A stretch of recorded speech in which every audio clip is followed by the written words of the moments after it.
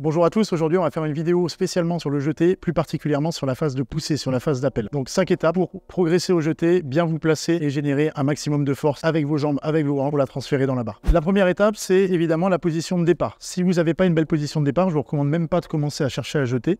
Il faut que vous ayez la mobilité et la conscience corporelle nécessaires pour avoir une belle position de départ. Donc Lorraine va prendre la barre sur ses clavicules. On va mimer un front squat, comme si elle remontait d'un épaulé. Lorsqu'elle va remonter, le premier truc qu'elle va faire, c'est resserrer ses appuis. Évidemment, la plupart des personnes, quand ils réceptionnent un épaulé, un squat clean, ils ont les pieds un petit peu plus larges. Pour générer de la force au jeté, on va avoir les appuis directement sous le bassin. Ça peut varier d'un athlète à un autre. Il y en a certains qui seront mieux avec les appuis directement sous le bassin, d'autres un petit peu plus larges. Mais la plupart du temps, on ne va pas excéder la largeur des épaules sur les appuis. Comme Lorraine s'est replacée, on peut regarder au niveau de ses pieds qu'elle a ouvert les pointes de pied. C'est ce qui va lui permettre par la suite de pousser ses genoux vers l'extérieur au moment du jeté et pas les avoir droit devant. La deuxième chose sur la position de départ, ça va se passer là-haut. C'est sa position de front rack.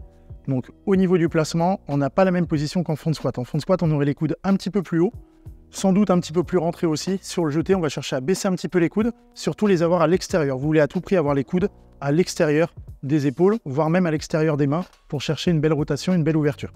La poitrine est sortie, la barre est posée directement derrière les deltoïdes antérieurs, vous pouvez le voir sur l'oreille. Autre point, ça va être au niveau de la prise de main. Si vous voulez avoir une belle utilisation du haut du corps et que le haut du corps n'intervienne pas trop tard sur la poussée, ce qu'on veut, c'est la barre à pleine main, donc dans le creux de la main et pas sur le bout des doigts. Mets-toi sur le bout des doigts. Donc dans cette position-là, certains athlètes arrivent à jeter comme ça, ils sont très forts du haut du dos. La plupart du temps, on sera mieux si on arrive à se replacer, barre à pleine main. Dernier point, ça va se passer au niveau des hanches. On ne veut surtout pas cette position-là. On ne veut pas avoir les hanches devant les épaules. On ne veut même pas avoir la position droite, donc mets-toi toute droite.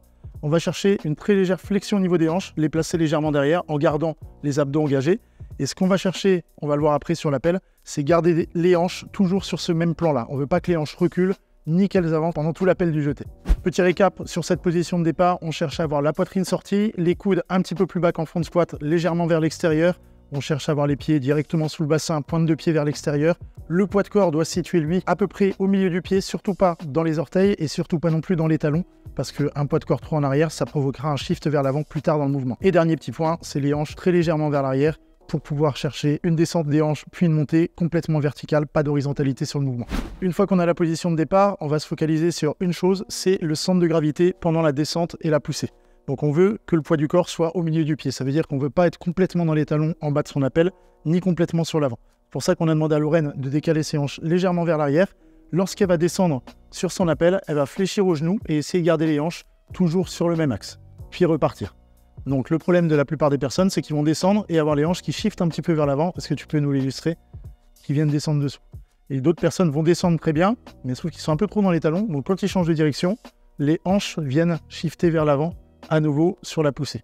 Donc nous, ce qu'on veut, imaginer une ligne, la barre, les hanches, les appuis, toujours à peu près sur la même ligne et surtout pas de décalage horizontal vers l'avant ou vers l'arrière. Au niveau des hanches, du coup, vous imaginez une ligne qui va de la barre jusqu'au milieu du pied. On va vouloir garder les hanches toujours légèrement derrière cette ligne pendant tout le mouvement. Le deuxième point, une fois qu'on a travaillé sur cette position au niveau du centre de masse, ça va être de travailler au niveau de la profondeur de l'appel.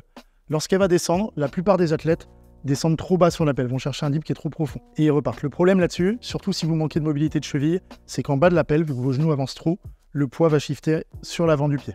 En fonction du profil de l'athlète, l'appel va être plus ou moins profond. Ça veut dire que si vous avez un athlète qui est explosif, qui sait générer de la vitesse, il va avoir besoin d'un appel qui est un peu moins profond. A l'inverse, vous avez un athlète qui est plus en dominante force, il va être obligé d'aller chercher à recruter les quadriceps et descendre de manière un peu plus profonde.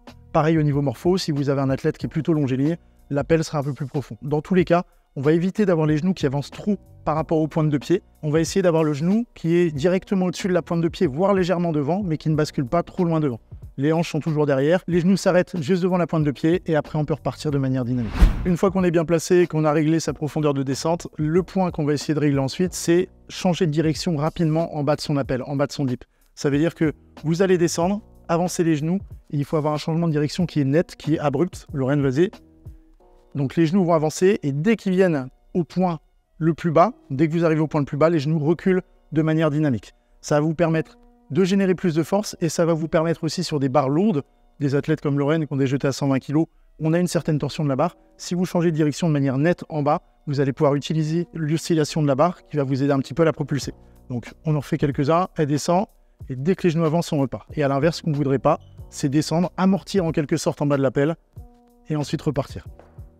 Dernière étape, ça va être la phase de poussée. Donc on va chercher une extension complète du corps. Extension complète du corps, ça veut simplement dire les jambes parfaitement tendues, les hanches en extension, donc position debout, et une montée pointe de pied. Tant qu'elle n'aura pas cette position-là, on ne veut pas d'utilisation précoce du haut du corps. Ça veut dire que si ses bras poussent avant que ses jambes et ses hanches soient en extension complète, elle va brider un petit peu l'action de ses fessiers, de ses ischios, de ses quadris, de ses extenseurs de cheville. Donc on va être le plus patient possible, pousser d'abord complètement sur les jambes, essayer même d'exagérer cette poussée de jambes parce qu'elle est pour la plupart des athlètes un peu courte, et après seulement utiliser le haut du corps. Cette utilisation du haut du corps, par contre, doit se faire instantanément. Donc là, ça va être du travail de timing. Les meilleurs jeteurs sont ceux qui arrivent instantanément après extension à utiliser les bras. Si vous avez un temps de latence avant que les bras entrent en action, ça veut dire qu'on va pousser, la barre continue à flotter un petit peu et après on prend le relais des bras, on la laisse décélérer un petit peu, donc on perd de la vitesse, on perd de la hauteur et on perd des kilos sur son jeté. Donc elle va propulser à fond avec ses jambes et immédiatement quand la barre quitte les clavicules, elle va venir chercher une poussée. Donc en haltéro c'est simple, c'est un mouvement semi-technique, le push-press, Lorraine peut en faire un ici. C'est le meilleur exercice pour travailler sur cette phase de poussée. Là encore sur la poussée, le dernier point clé à vérifier, c'est l'axe de ses hanches. Est-ce qu'il y a de l'horizontalité qui se met sur ses hanches? Pour Lorraine, barre à vide, c'est peut-être un petit peu plus compliqué de bien se placer que quand elle a de la charge, mais elle peut nous faire un push-press. On va voir si les hanches restent toujours sur le même axe et qu'il n'y a pas de transfert horizontal. Donc là, c'est nickel. Vous avez vu en bas de son appel, il n'y a pas de shift. Le poids reste sur le milieu du pied. Elle vient utiliser à fond les quadris et les fessiers en même temps, donc elle va pouvoir générer de la force. Merci à tous d'avoir regardé cette vidéo. Si jamais vous voulez qu'on fasse la suite, ça veut dire la phase de réception, la position de réception et le verrouillage, n'hésitez pas à nous le dire dans les commentaires. En attendant, on like la vidéo, on partage et on s'abonne. Merci à tous, à bientôt.